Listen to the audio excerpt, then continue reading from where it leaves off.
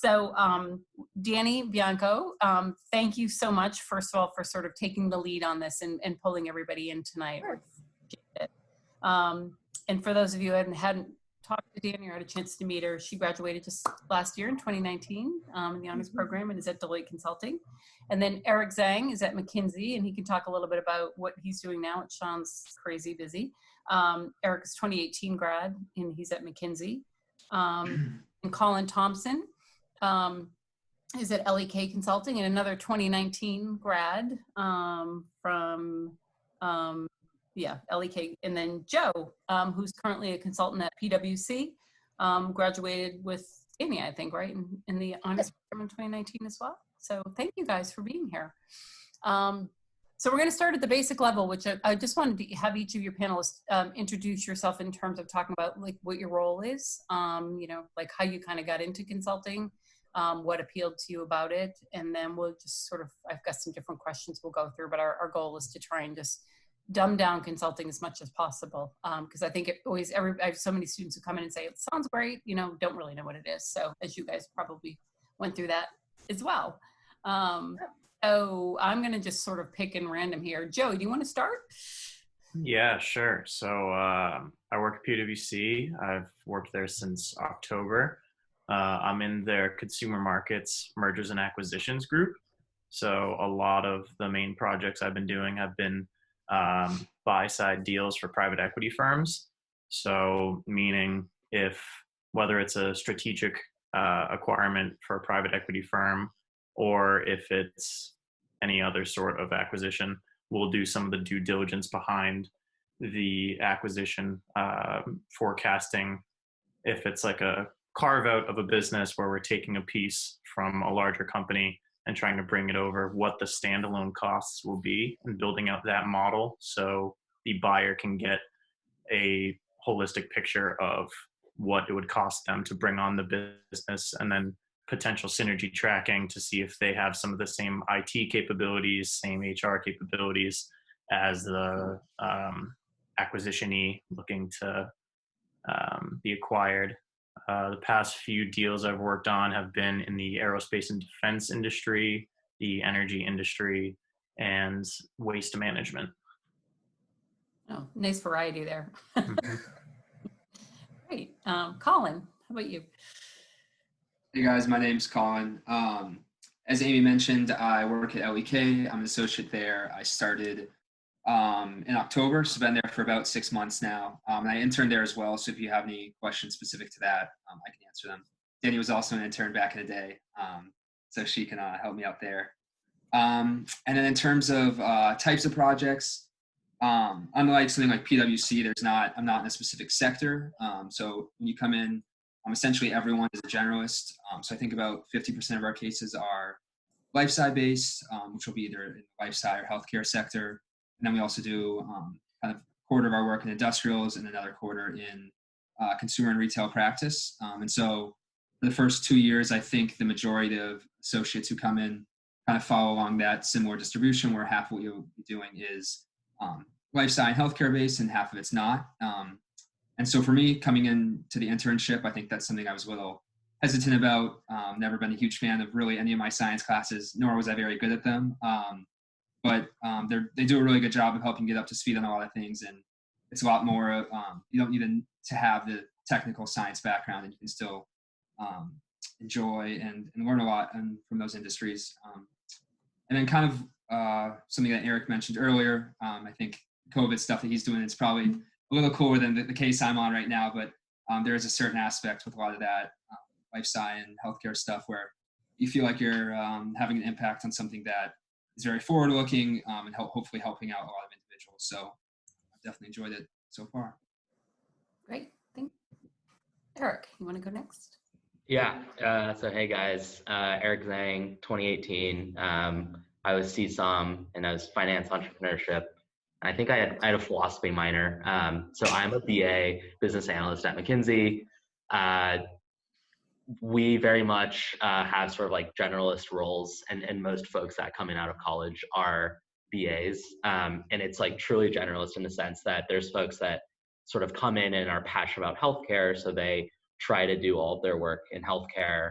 For me, I fall in the pool of people that came in wanting to do what we call like the random walk, which is what I think is personally, I thought was one of the biggest benefits of consulting, which is you get to see, so many different industries, and not only industries, but different functions. So I've been at McKinsey like almost 2 years now. And, the shortest thing I did, one of these like private equity due diligences, looking at like a makeup company for a week. So that was like my shortest. I did like a 4-month like airport lounge design project. So that was like, something very different. And then right now, I'm going on a month, and I'll be here for like, maybe a month or 2 more, where we're serving like the state of Massachusetts on like COVID response for the command center.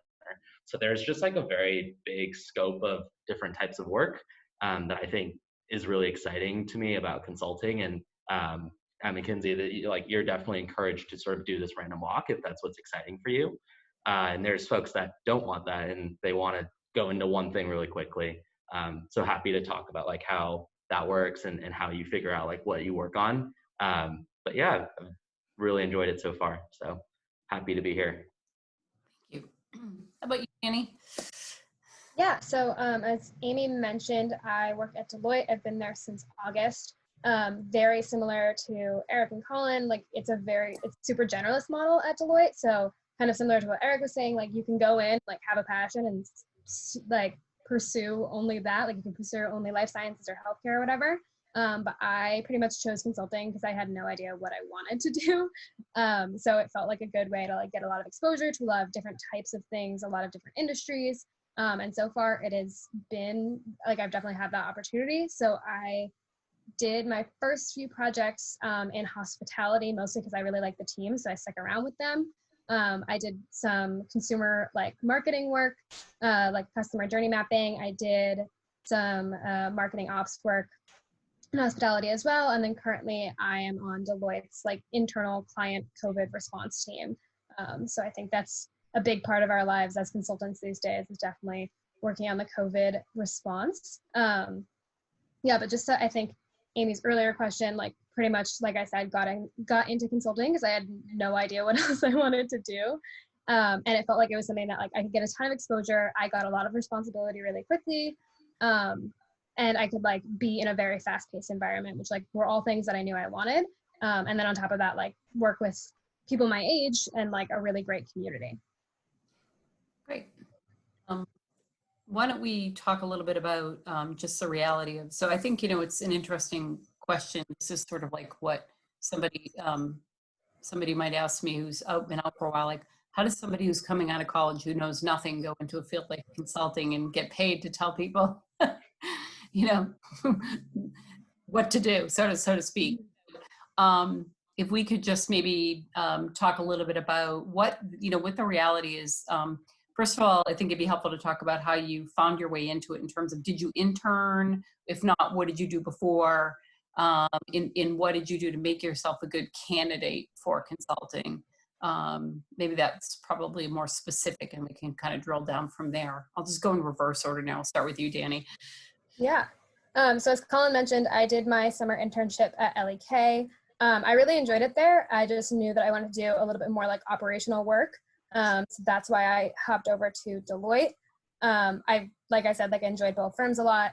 I think like, honestly, the reason I got into consulting was because I had a lot of friends that were like the year or two above me at BC that went into consulting, and it was just like all my favorite people went into consulting, and I was like, okay, well that sounds something like I should at least look into. And then when I went to all the info sessions, it sounded like it was something that like I would be interested in that I didn't know what I was interested in, so I could try out a bunch of things, but do it in a way that like was fast paced, and I was able to like learn a ton on a day-to-day basis. And I think in terms of just like making myself a good candidate, I'd say like the vast majority of that was networking. I spent a lot of my time sophomore, junior, and senior year networking. BC has a really great alumni network. Like every that I LinkedIn DM'd or emailed or got their contact from a friend, like every single person was super willing to chat. I remember like even when I was deciding between if I would go back to LEK or go to Deloitte, like I called people from both sides that like some of them who had never met me just being like, please like give me the lowdown on each firm. Like I found everybody to be like super honest, super incredibly helpful. So networking was super, like a very big part of, I think, what made me a better candidate, because like all the firms want to know why you're interested in consulting and specifically why you're interested in that firm. So being able to talk to the experiences that people that you had, like alumni had spoken about LEK or McKinsey or Deloitte or whatever it was, like you're able to then show that you're interested and like show specifically why you're interested, other than just like saying like, I don't know what I want to do, please give me your 2-year buffer, which isn't a great way to start an interview. So I think it was a lot about networking, and then obviously case prep as well, which I'm sure we'll talk about more in detail. Yeah, whole nother session, right? Exactly. Yep. And Eric, you did banking one summer, right? Yeah, so I was finance, and I thought throughout college that I was gonna go be an investment banker for the rest of my life. So I did my internship at Citi after my junior year. And I think for me, coming out of the internship, there were a few reasons why I wanted to switch to consulting. I think that the thing that everyone like sort of knows about consulting, and like you hear it, there's like a lot of diversity in terms of industry. So, you know, you're doing makeup, you're doing, you know, food, you're doing healthcare, you're doing all these different industries, which is true. But I actually think sort of the functional diversity is one that was really exciting to me. So what I mean by that is like, as a banker, you're doing a lot of like, you know, financial modeling, which is an important skill. But I think what's exciting to me about consulting and why I wanted to switch was like, you know, I was a finance major, but wanted to learn about more parts of the business than just doing a financial model. So what's exciting is like, you know, you could do a project specifically about strategy. What are you doing for the next 10 years as a company? You can do something focused on marketing and sales. I did a project for 2 months in Dallas looking at mortgage operations, right? Like super random. But that's like an operations focused thing. You can do, you know, mergers, different merger work, right? Like there's so many different functions. I think that to me was like what was a big draw, was I can see different parts of a business. So when I came out of banking, I think I followed a similar approach. I tried to, you know, reach out to my network and see where were folks at different firms, how could I learn more, and understand like the differences between different firms and like what the role is coming in out of college. And then I think similar to what Danny said, like you meet folks from different places, and as a whole, like you guys will find as you go through recruiting that consulting culture is very, it's like very collegial. It's very, people are very friendly, very nice, and like they want what's best for you. And I think like I got along well with a lot of the McKinsey people I met, and then I went from there. I think like in terms of what makes you like a good candidate, a lot of it is like, for us, I think it's less like you need to be a business major or you need to prove that you know a ton about one thing or another. It's more about just like problem solving and like critical thinking. And as you guys go through like case prep and things like that, you'll see it's not about being like an expert. It's just being able to like take some nebulous problem that you've never really thought about and see like, you know, if I had to explain this to my grandma and figure out how we solve this problem together, how can you like think in a structured way and try to like tackle a problem? So I think that's sort of as you know, think about applying to firms and stuff, it's thinking about like, you know, being a critical problem solver, and then also thinking about like how you take initiative in the things you pursue. Because a big part of consulting is like you come in, yes, a month or a few months out of school, but you very quickly try to like take ownership of work. And I think that's a buzzword that all consulting firms you'll hear about. And I remember like my first internship, like at Citi, for example, I think we're all, as students, we're really accustomed to like someone give me something to do and I'll do it. Once I do it, I'll send it back and I'll wait for my next task. It's all about how quickly can you become the, not only will I do it, but I'll also proactively think like, what is the next step, and start becoming like the owner of the work. So I think that's I sort of said a lot, but those are like the big things I think that are important. Mm-hmm. Great, thanks. Colin? Yep. So I mentioned I did the internship after my junior year. I can speak a little bit as to kind of how I got there. So coming into junior year, I was still fairly undecided. I realized, you know, as nice as it was to have some options and not commit to a major at a certain point, that you do have to pick eventually. So I decided to keep my options for both finance and accounting open. So I took a couple more classes for a finance major, then also Fast One, which was a tough semester because I knew I was going to drop one of those. So I would not recommend that. But like I said, it's good. I really wanted to have as many options as possible. And in terms of applying to internships, I was applying to stuff for both accounting and consulting. They're fairly different paths, and I'm happy with what I chose. But just I think the thing that stuck out to me that a couple other people have mentioned was for both of them, it's true, is that you're going to be working with a lot of different industries, and ideally the work that you're doing from one month could be drastically different than the next month. And I knew, above all, I think that's something that I was really interested in. And so beyond just kind of looking at, into a firm level, I think as an industry level as a whole, that's something that really enticed me. And so how I settled on those. And then in terms of picking consulting over accounting, I think part of it, to be honest, was I knew I didn't want to have to do an extra year of school, which might not be the best logic, but like Eric was mentioning, you're kind of thrown straight into the fire with consulting. Even though I think I've only been there for 6 months, like he said, the onus is really on you to take ownership and a lot of responsibility, and it's up to you how much you want to learn. And if you want to learn as much as possible, it's very fast paced, but also very rewarding. And so I knew that's something that from a lot of the consulting seminars I went to, and I don't think I networked with as many people as it sounds like Danny and Eric might have, but just kind of talking to people, that was a consistent theme that stuck out to me and something that I was really interested in. And then in terms, I guess the only other thing I would mention would be for prep, because I don't think I was as good about networking. I think something that I did do, and we might talk about the case interview a little more later, but I think you'll hear this from a lot of people, but I would really recommend doing it, even though it sounds tedious, would be, I'm sure through either this club or other clubs, other people who are interested in consulting, and instead of just sitting down with a book like Case in Point and doing them on your own, finding someone and actually quizzing them and kind of taking turns being the interviewer was something that I think really helped me get an internship, which ultimately led to me getting a job. And it makes your life a lot easier if you're able to do something down junior year and even just get that experience, even if you don't stick with it for a full-time job. So yeah. Thanks. That's good advice. Joe, did you intern at PwC? I interned at PwC my junior year, had a great time, so stuck around. My sophomore summer, I interned at Liberty Mutual in their financial rotation program, and they had me in an accounting role, and I did not like it, so I tried to stay out of the range of accounting in most aspects of my job applications. And when I was interviewing at PwC, I had experience at a private equity firm, Audax over on Huntington. So that kind of intrigued them, and that's why they placed me in the M&A group, just because I had some experience with that overall. I didn't network as well as I would have liked. It seemed that most of my credentials came from my past internships. I really studied case interviews. I got to the point where I was like redoing cases in Case in Point. But they're just not as bad as I made them out to be. It's just kind of as if your friend asked you, hey, let's start a business. And what questions would you naturally ask to sort of figure out the situation?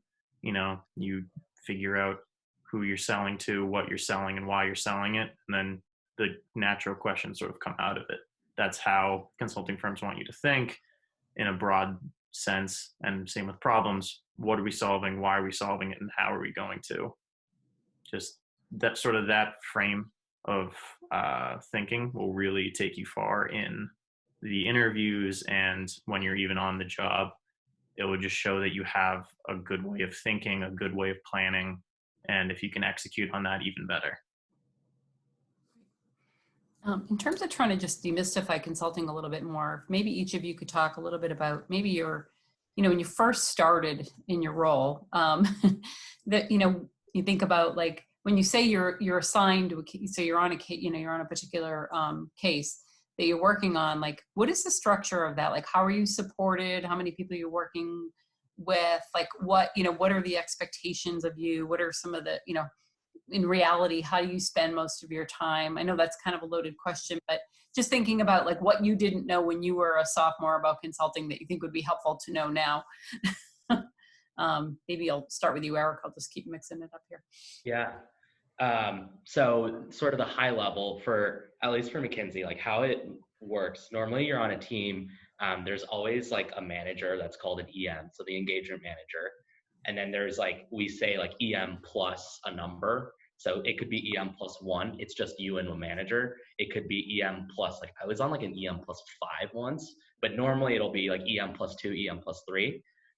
What I think is cool about McKinsey is they're very like encouraging of, it's like a true meritocracy in the sense that you as like a sort of a BA, you're at the same level as an associate. So associates are folks that are coming out of business school or law school or med school. And so how it works is like there's an EM, let's say EM plus 2. It could be an EM, you, and then a business school grad, but you're on the same level.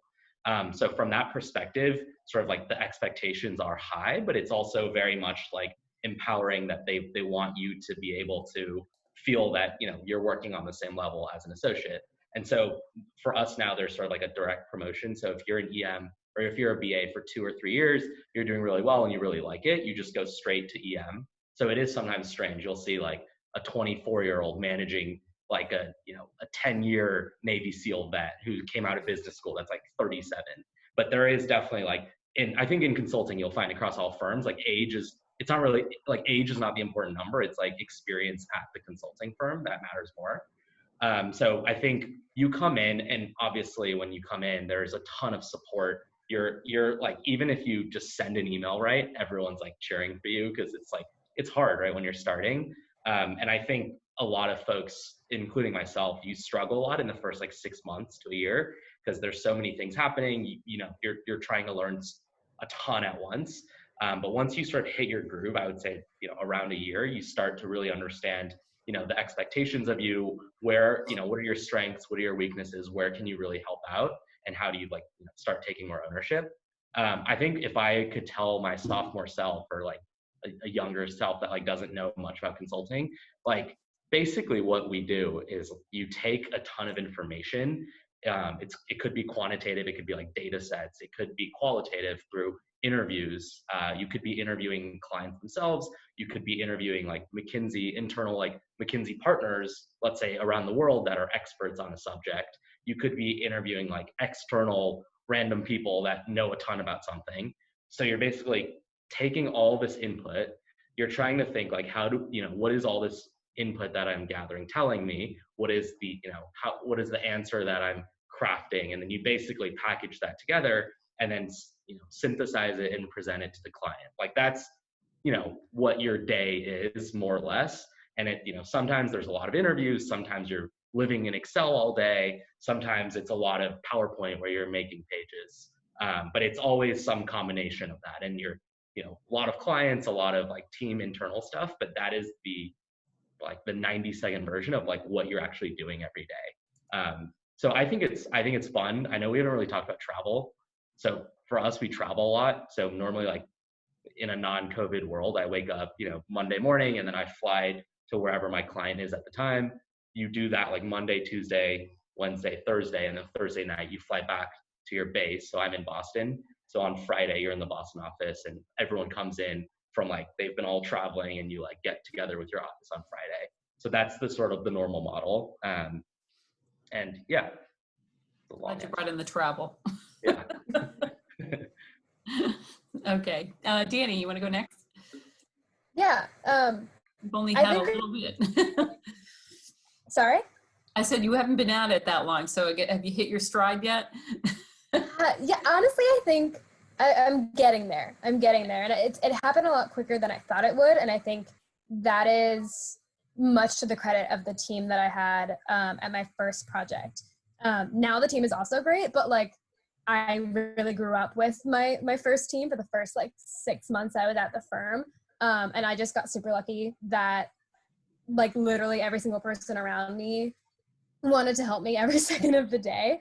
And I think that is true like across Deloitte, and I think across most consulting firms in my experience and like experiences of my friends, that like pretty much anytime I had a question, like I had like, and like basically like an onboarding advisor, which is like a year above me. She was like a BC grad. I would just kind of like Skype ping her and be like, how do I do like this function in Excel? Or like, how do I like record my time for the week? Like really silly questions would go to her. And then like I also had a consultant on my project that was like 2 years above me. And he was like my absolute go-to like the past 6 months. He still is. I like text him all the time. I'm like, how do I do this? Please help.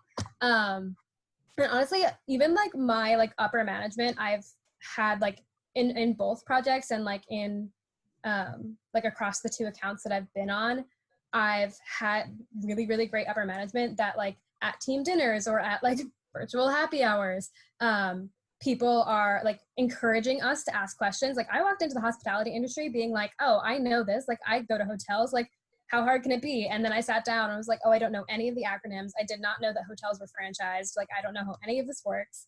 And like during the day, like in the day to day of like, how do I align this PowerPoint slide? And like, how do I use this Excel function? Like it was my working team, like my consultant, my manager, like all like a few years above me that were really helping me through it. And then like at night when we got to team dinner, I got to like actually learn about the industry from the partner, or like we'd sit down for drinks and like the partner would be like, okay, like this is what like life at this client has been for the past like X number of years. And like even now, like I'm still in touch with that team, like hearing about what it's like to be at this like big hospitality firm in the middle of COVID. So like I've just found that like everybody is incredibly open.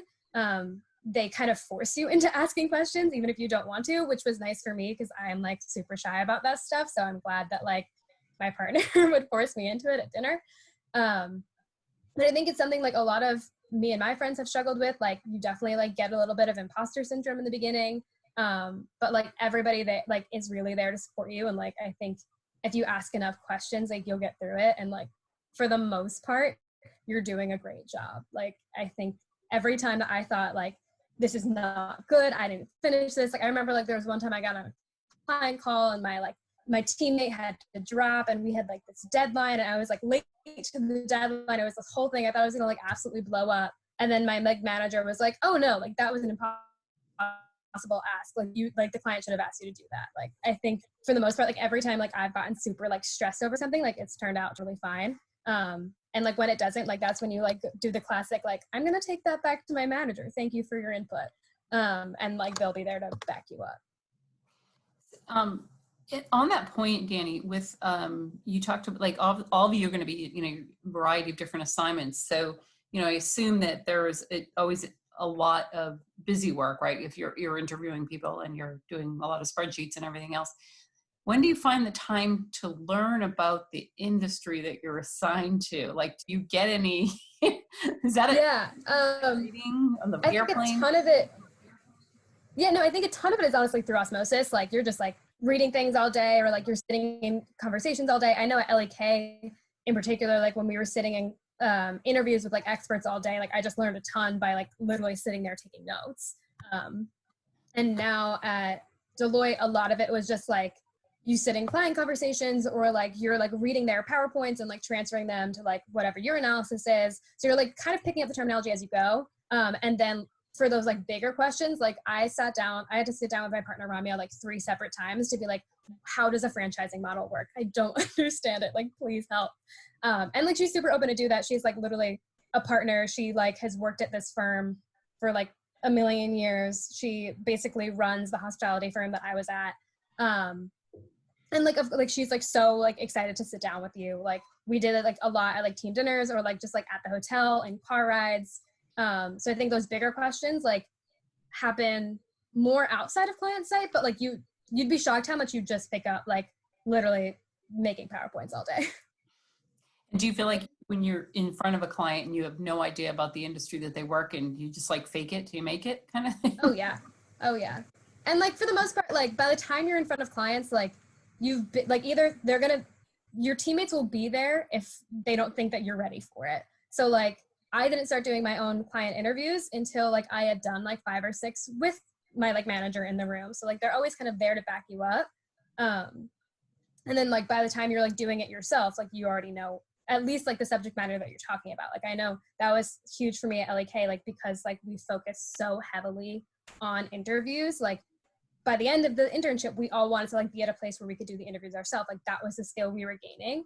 And like my like that I had on my team, Forrest, who's like fantastic, just like a few weeks before we were kind of going to hit that mark, it was like, hey, why don't you lead this one? I'll sit here like in case anything goes wrong.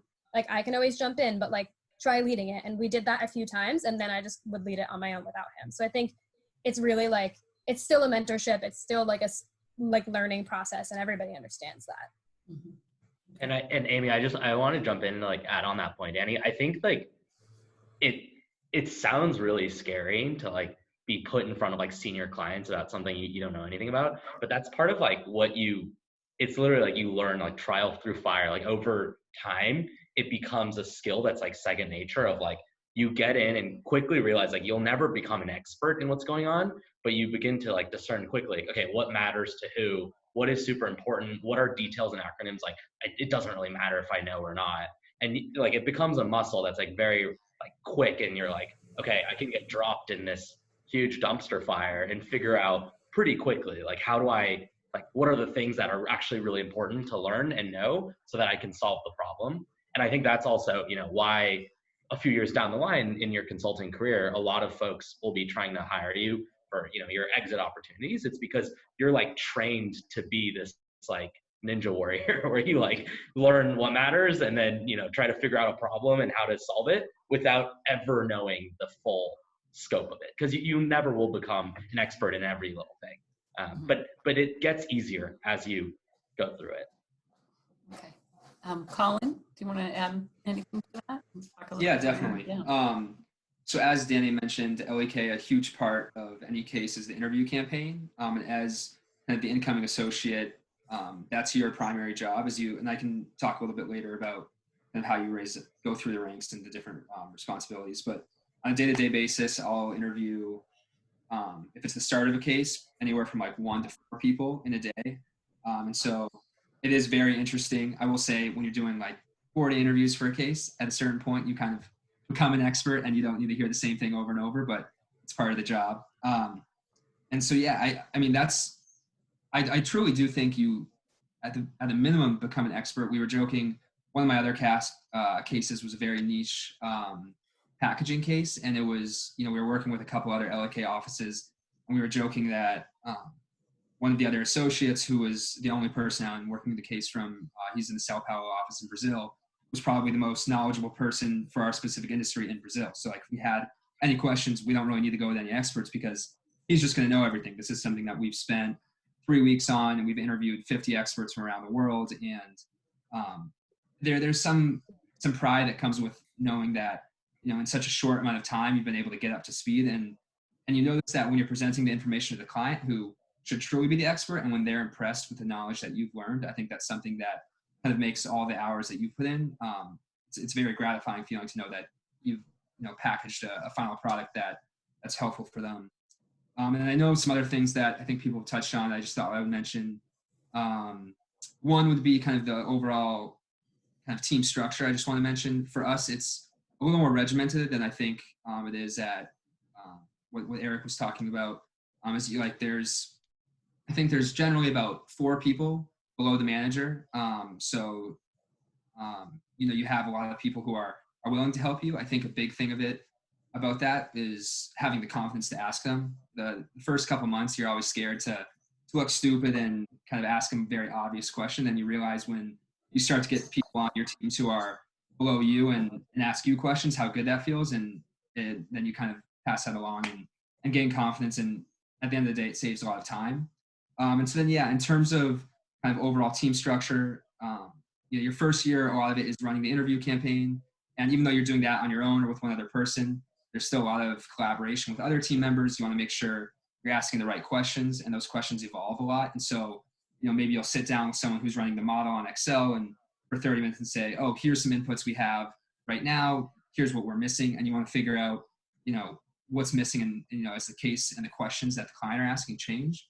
So it's not like you're just, you know, working on your own. You're still collaborating with the rest of the team and learning. And, you know, through that process of osmosis, by the time you're an A2, which means you've been there for 12 months and have been promoted, and now you're going to start working on the model, you've already had some exposure to certain things like that, like working on the model where it's not completely foreign to you and you have some experience. And also you have plenty of people to ask questions. Thanks. Joe, we can get to you on this topic.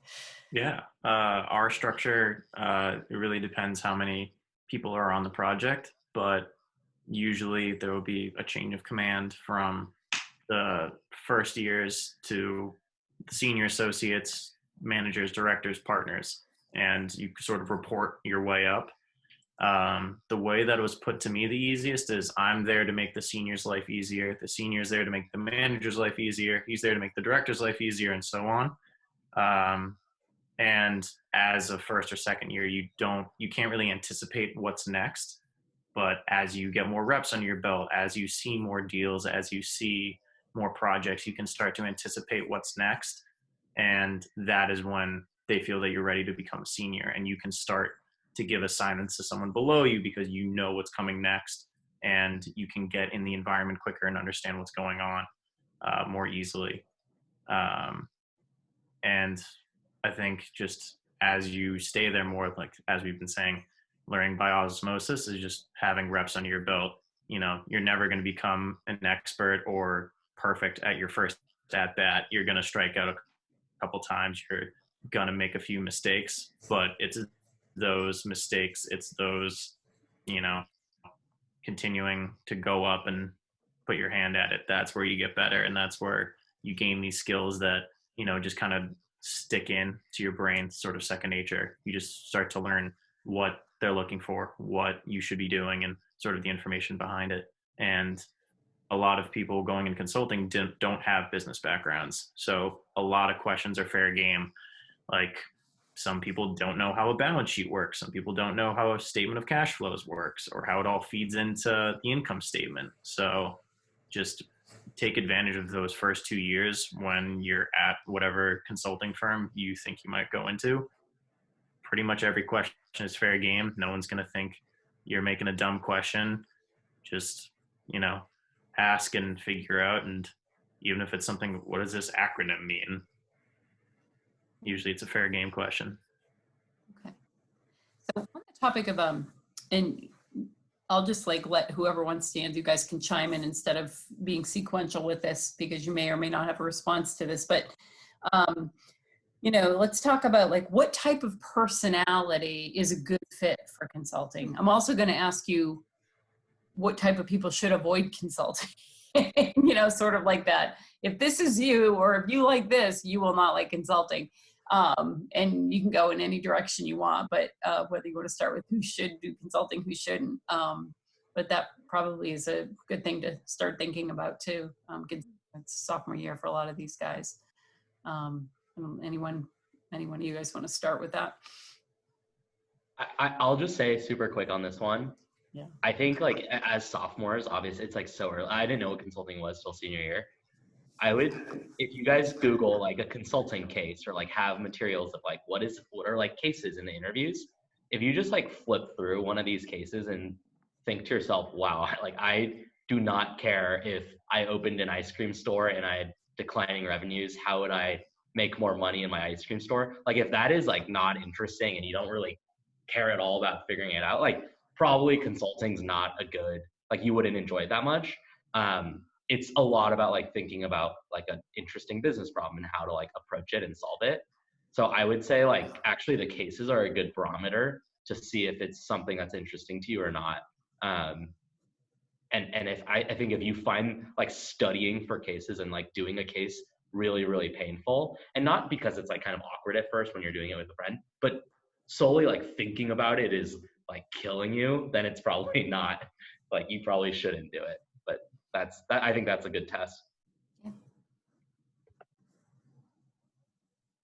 Yeah, I think if you really like routine, like want to be doing the same thing every day, like not a great profession. You could definitely get onto a project that ends up being like that. But likely that project is going to last like at the very longest, like a year, at least until like you're way older. So I'd say like, if like, there's definitely like spaces for routine. And I think it's important for a lot of people to like make routine in their lives and like bake it into their work. But like one of the things I love about consulting is that it is so different. And like we've all talked about like getting exposed to all those different things. So I think if that's something that like terrifies you, maybe not the best. And then the one thing I would say about like what I think makes a good consultant is generally like, and this is something like don't worry about if you're not there yet, but like being somebody who likes to work with others is pretty important, at least, you know, at Deloitte and from what I experienced at LEK. Like, everything is a team project, and like you probably will own something on like by yourself, but a lot of it is going to be working with your teammates, whether they be like at your peer level or above you or below you, or even if like it's the client that you're working with more directly, which happens in a lot of cases as well. You are going to be collaborating like pretty much all day. And like, I'm not a super extroverted person, like by any stretch. Like, I don't think you need to be like extroverted or like love talking to people, but like you need to be okay with like not being siloed all day.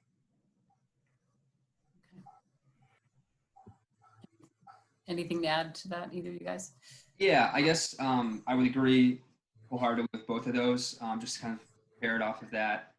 I think in terms of, you know, Eric mentioned this briefly, but I do really think the case, you know, the case interview prep is a great way to, you know, to test if this is something that you're going to want to do long term. Yeah, I'm not saying that my first case I was excited and knew I had found my calling and it's like, oh, like I wish, you know, why did I not always dream to be a consultant? But there are certain things that you'll always remember. And like I remember one practice case, it was, you know, this light bulb that had been created that would last forever. And like, I remember someone else interviewing me for this practice. And at the end, there's this twist that, you know, you kind of have to consider, is this really good for the business? Because now instead of selling, you know, a light bulb every year to their customers, will last forever. They only get to sell one. How much more should they charge for it? And obviously that's not something that maybe will help you get out of bed in the morning. Like, it's not revolutionary, but it's always stuck with me that, you know, this is an industry where you're always going to be tasked with having to think creatively about something. And I don't think that's the case with a lot of other jobs. And then on top of that, in terms of kind of the lack of routine, kind of like what Danny said, I think if you're someone who might get bored easily, and like, I guess the way I would think about it is I would never want to take the same class, you know, for multiple semesters, or I guess 3 semesters, because I did perspectives, which was 2 semesters. But I think for me, my cases are generally 3 to 5 weeks, which is short even for consulting. And you know, you're kind of drinking through a fire hose, as they say, but it always keeps you on your toes. And I think that's something that, as frustrating as it is also extremely rewarding and keeps you engaged on a day-to-day basis. So.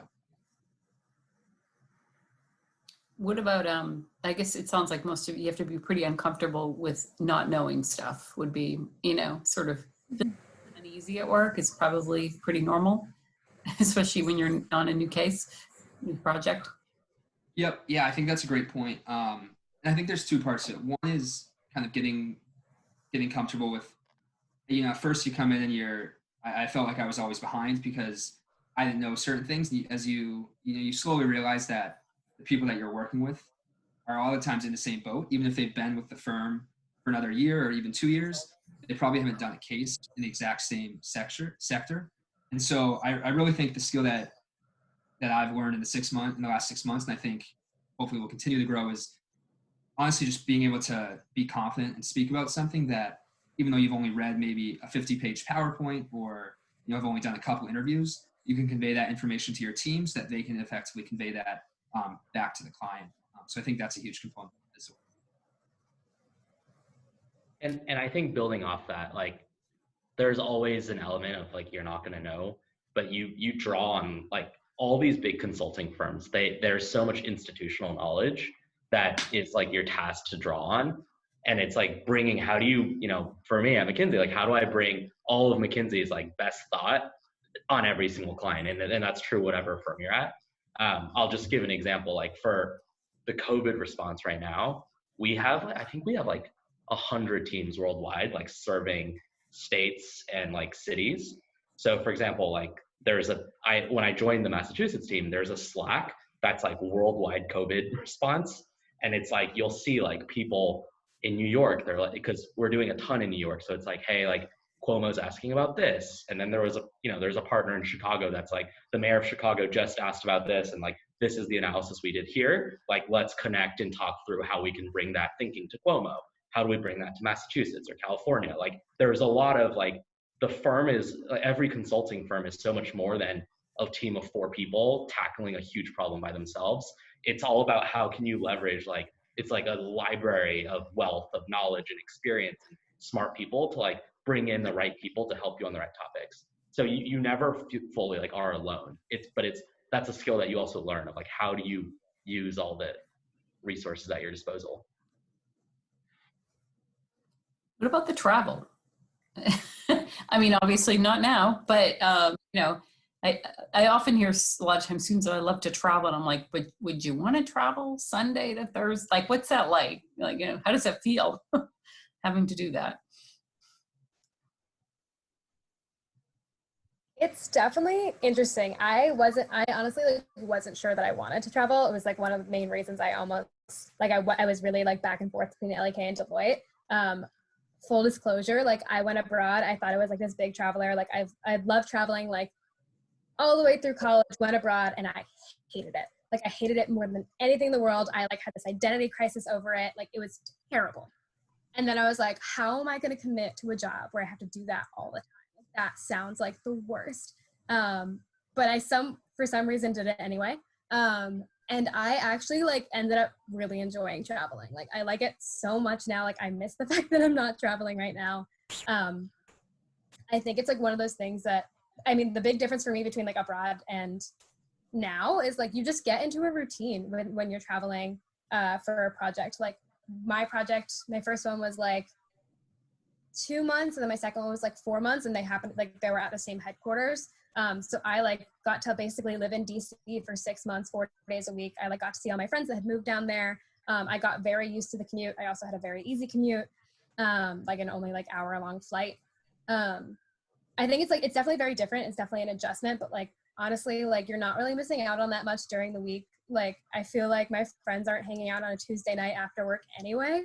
So it's not like as much like FOMO as I thought it might be. Especially like coming out of the junior internship, like we worked like consultant hours and all my friends worked 9 to 5. And I was like, oh my God, is this going to be like all the time? They're like having these fun dinners and like going to like pub trivia and I can't do anything. That's like not what it's like when everybody has a real job. So I've like really enjoyed it. I ran into Joe at the airport once. That's always fun, seeing your consultant friends. So I like it a lot. Yeah, I completely agree with Danny on that point, that it's no different than being in Boston on Monday through Thursday, just because no one's really hanging out. You're not missing that much. It's a little different in the internship when kind of everyone's living on Foster Street, everyone's living on Radnor Street. You feel like you're missing a lot, but then you go out into post-grad world and everyone's kind of doing their own thing during the weekdays anyway. But there's so many other perks to travel. Like at PwC, they'll let you, if the flight is less than or equal to the flight back home, you can go anywhere else you want. So I used that when I was traveling to go to New York a lot to visit some friends. During the weekdays, you can eat basically anything you want from Uber Eats if you're in the office a little late. You don't have to cook for yourself. I'm not much of a cooker, so it was good to, get variety that I didn't have to prepare myself. And overall, it's just, you're spreading out, you're basically taking a spread out commute and just condensing it onto 2 days that your entire firm is understanding of. Like they know you're in the air from like 7 a.m. to 10 a.m. on Monday and 7 p.m. to 10 p.m. on Thursday night. So I don't think it's that big a deal. Like you just pack your bag Sunday night. There's not much decision there. You pack 4 outfits to like wear to work, and then like 3 pairs of workout clothes and a pair of pajamas, and then you're set to go. I don't think traveling is a real deterrent. It just kind of becomes a part of your overall consulting routine. But then there are projects where you don't travel. Like my due diligence M&A deals have all been in the Boston office at Seaport. So I haven't had to get on a plane since January. Yeah, and I'm just gonna add really quick, like I think you should take the travel component seriously if the thought of like flying a lot and staying in hotels is really painful for you. But I actually I like do not do projects that are not travel. I only travel. And well, now it's COVID, but I also normally only do projects that are like in big cities. So like I don't want to go to like an Iowa Plains manufacturing plant. To be fair, like when you first start, you probably have less autonomy. But now that I've been here for almost 2 years, I'll say like, I'll go to DC, New York, Dallas, like I'll go to like San Francisco, but like I won't do things in tiny cities. And it like my perspective on travel is like, we're like, 22, 23 when you graduate. What other chance in life do you get where like you literally see so much of the world and you eat so much like good food and you like stay in different hotels and like you just see a lot of the world that I think is really exciting. And like to Joe's point, on weekends, a lot of the times, my sister's in Chicago. I would fly instead back to Boston. I'd go see her. I'd go see my friends in Dallas. Like there's a lot of like freedom that I think is a cool part of the job.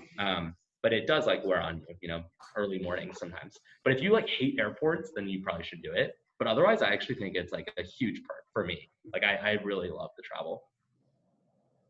Just one other thing I guess I would add, and I know Danny mentioned it, but LAK is predominantly non-travel. So I'd say about 90% or even more of our cases, I'm in the office Monday through Friday, which I think there's perks to both. Like you miss out on the flights. We still have our fair share of Uber Eats. I will throw in that.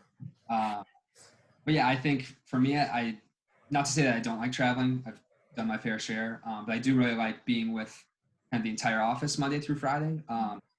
And so, yeah, I wouldn't kind of avoid consulting as a whole just because you don't want to travel. I think I'm sure LAK is not the only firm that kind of sticks to the no travel model. So just something to keep in mind. And you guys, you feel free to ask any questions, just use the chat feature. One thing I wanted to ask is, obviously, we're gonna have a lot of, it's really hard to find internships, A, in consulting, B, for sophomores anyway, and C, very few people will be doing internships unless they're virtual this summer anyway. So, what are some things that, if you think about like, okay, a lot of students have been asking, and I've been writing a lot on this topic about like how to, add value to your summer. So I think obviously we can say for our sophomores in this group that we, they're going to need to do a lot of practice case over the summer. But what are some things that you think, if you had an opportunity to go back in your sophomore year and particular skills or that you could develop or things you could brush up on that you think might be helpful, going forward as a candidate?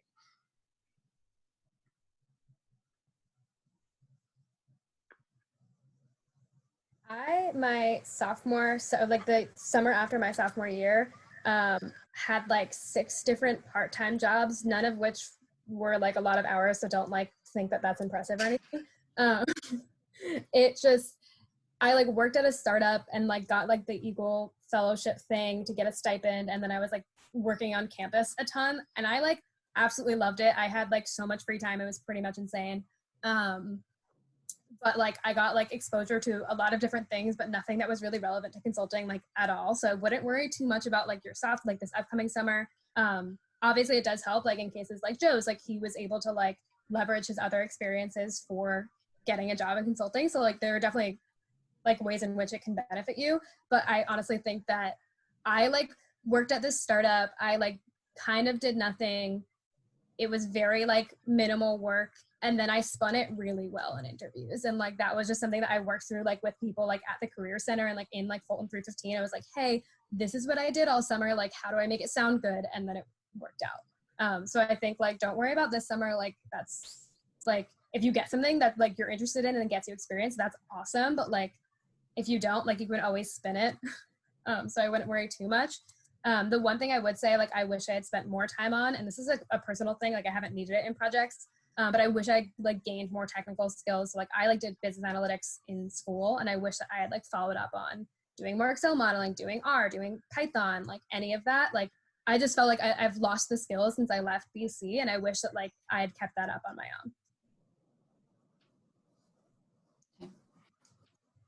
own. Go ahead.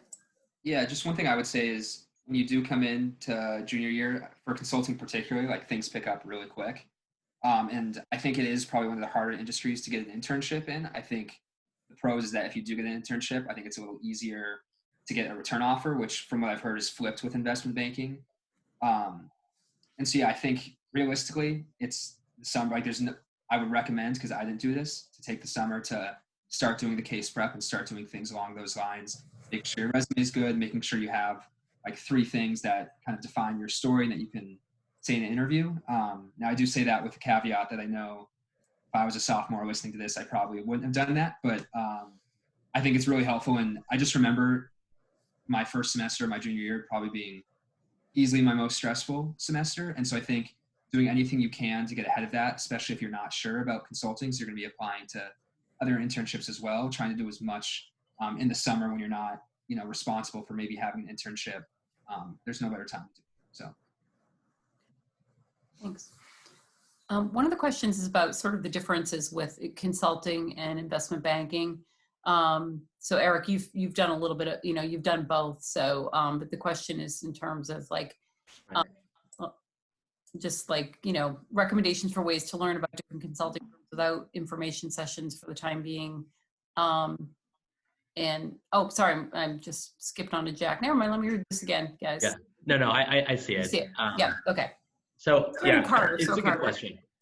I think like when I was in CSUM, I remember like I heard investment banking and consulting. I thought it was like the only things that are out there, which is like, one, it's just not true. There's like so many things that you guys can do.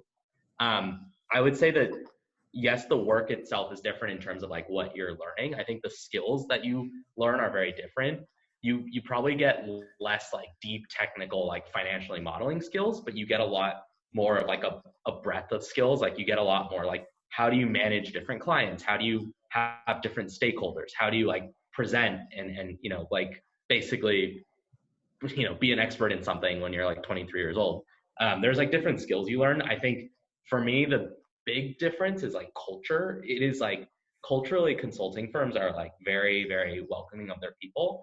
I think like for McKinsey, like we talk a lot, we have like a dual mission. One mission is like, doing whatever we can for our clients. And then the second mission is like it's like attracting, developing, and retaining like exceptional people. So if you think about like a consulting firm, there is no, like, we don't sell a product where like, we don't have like a widget factory that we sell widgets. Like our product, the only asset that any consulting firm really has is its people. So fundamentally, like any consulting firm is strongly incentivized to treat their people well and to train them well and to really like invest in them. So for me, like in my 2 years, I felt very like a lot of growth and a lot of people that have been mentors and friends and people that care about how I'm doing. We have like a training every single year. So I had my first year training in Amsterdam. Like it's a very like big emphasis on growth. And it also makes sense from like a business case perspective, because like if you're a consulting firm and a lot of your people leave the firm one day, which for all firms is true, you want those people to like think of you in a positive way, because if they go become a CEO of a company, they might hire you one day. So there's a very like, it's important to like treat your people well. So I think culturally it's a huge difference. And I think, there's a lot more like team-based work in consulting. And I think I would say like the other big thing to think about is like what you want to do in like 5 years. I think most people that go into investment banking are very finance focused. They're thinking about doing private equity or working at a hedge fund or like corporate finance roles. I think consulting, there's like a broader swath of opportunities. I think if you really want to do private equity, it's probably harder coming from a consulting firm. It's not impossible. Like a lot of people still do it, but it's probably easier if you go from an investment bank. But if you want to, do a variety of different roles, like people go into tech, people go into strategy, they go into all different industries. Like I think there's a wider set of opportunities that are available to you. I think that's a big difference that I've seen with investment banking. But I would say those are probably the two big ones I would bucket. It's like the culture and then the like what you end up doing a few years down the line. Thanks. Good question, because it comes up a lot. And there's a lot more things you can do, you guys. Yeah.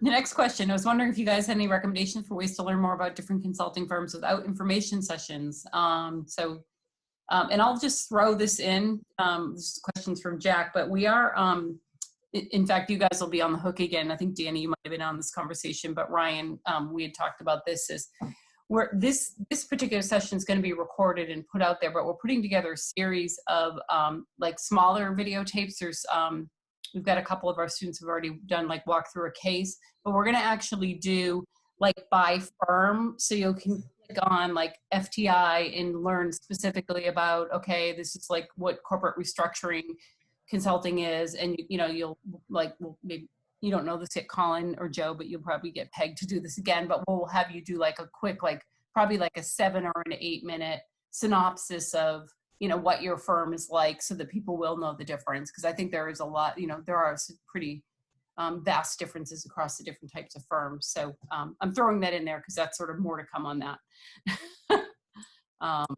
But phone calls, I guess you guys, like Danny, you did a ton of phone calls, right? Mm-hmm. Yeah, I think I had a really hard time part of it was because I didn't know what consulting was at all. And like, it honestly took me until I did my internship to figure it out. But I think that I just had a really hard time like going on the website and understanding the differences between consulting firms. Like I pretty much didn't know what the differences were until I was like in recruiting mode and like doing all the information sessions and the networking and stuff. It definitely stinks that like info sessions are going to be limited. My guess is that now that like we're a few weeks into this pandemic and that like the firms are kind of starting to get back on their feet in terms of like what we're doing with our own employees and like what we're doing with our clients, I think like recruiting efforts are gonna like start popping up again. So I do think that hopefully like all of the firms will start doing things like what Amy's doing and like actually like do virtual info sessions and like put out more virtual content. So hopefully like that'll be an option. But I do think that like phone calls for me were always the most helpful because people are super honest and super open, especially BC grads, because like they just like the mindset is so similar and like they can compare it to classes and like they can compare it to clubs and everything. Like I just found that it was like super helpful to talk to BC grads. So I would just like reach out on LinkedIn or like reach out to people who graduated clubs that you're in or like people's older siblings, and just try to get as much information as you can. That said, it's also like it's your sophomore year. There are so many more opportunities that come up like your junior year that I wouldn't be like super stressed out with like learning the firms now. Like that's much more of like a junior fall when you're in it kind of thing. I think I'd focus more on like case prep and like learning what consulting as a concept is, like this summer. Good point. Do you guys think, I think one other thing, because this is going to be more broad, you should talk about is how competitive it is. The recruiting process, because if I think about how many students in any given year say that they're interested in consulting versus what the numbers look like. I think I think we'd be remiss if we didn't talk about that. The process is like to try and get hired. And Eric, you might talk specifically too about how, the added difficulty of not being a core school as well for McKinsey. It's a whole nother thing too. Yeah, I'm happy to start. So I think for all firms, this is true. As sophomores, I know like sort of top of mind, you might be thinking about the junior summer. And I think Colin, you might have mentioned this, but the junior internship in consulting there's a lot less spots because consulting, it's like a hard industry to like plug someone in for a few weeks. So I know for McKinsey, and I know it's true for other firms, like in my class in Boston, in the Boston McKinsey office, there's 10 of us and one person was a summer intern. So it's versus banking, you'll see like 9 out of the 10 people in a group were interns and were hired back. So I would say like the first thing is it is already competitive and it is insanely competitive for junior year. So don't stress at all if you go for these consulting internships and don't get them.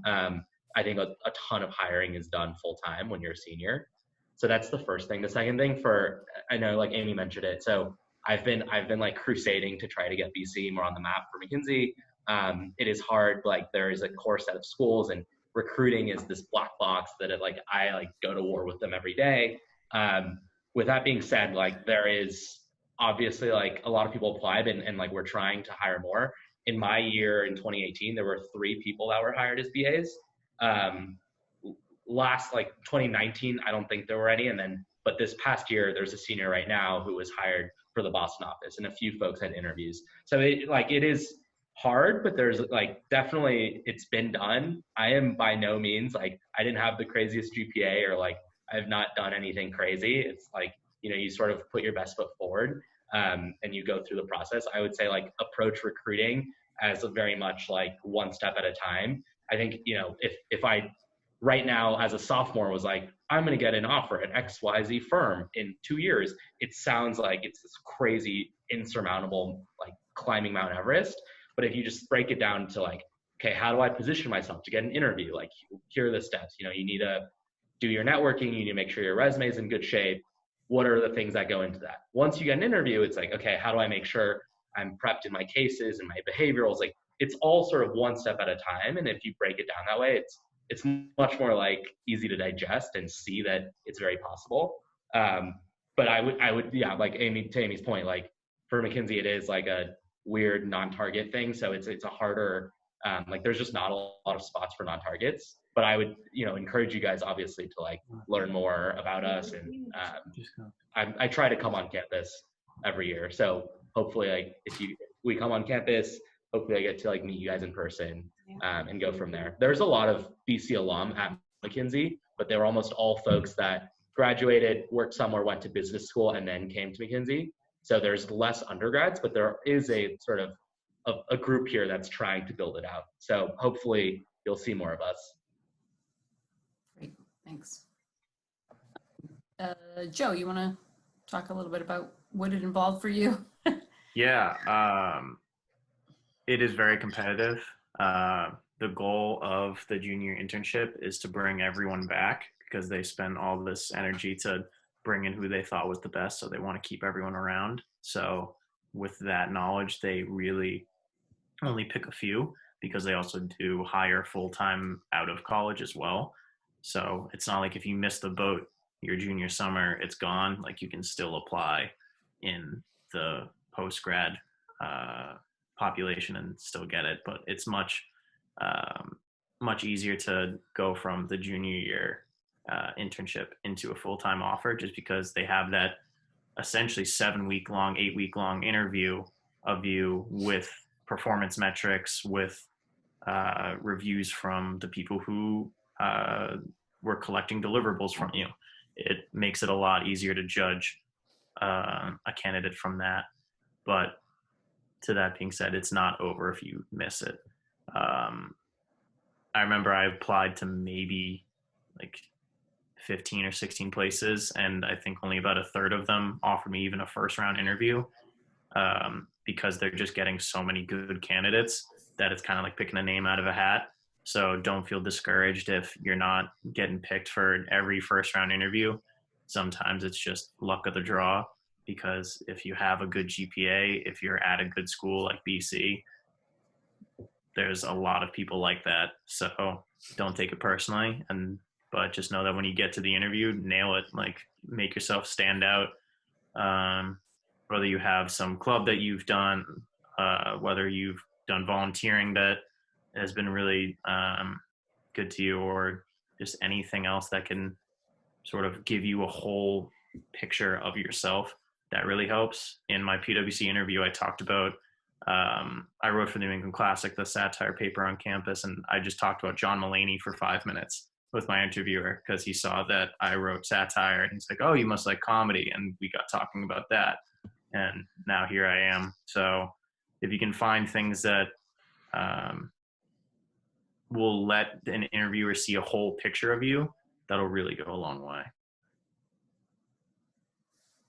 Okay. We're actually beyond, I promised to try and take an hour and I failed you guys. It's already 8:13. So I want to, be cognizant of time. So we'll wrap it up, but we will do more virtual stuff. Like I said, I'll probably be hitting each of you guys up for just a synopsis in your firms, and then we'll get some more so we can get that out for these guys. And we're also going to be, you'll hear more from Ryan too as we go forward in terms of pulling you into the various training that we plan to do.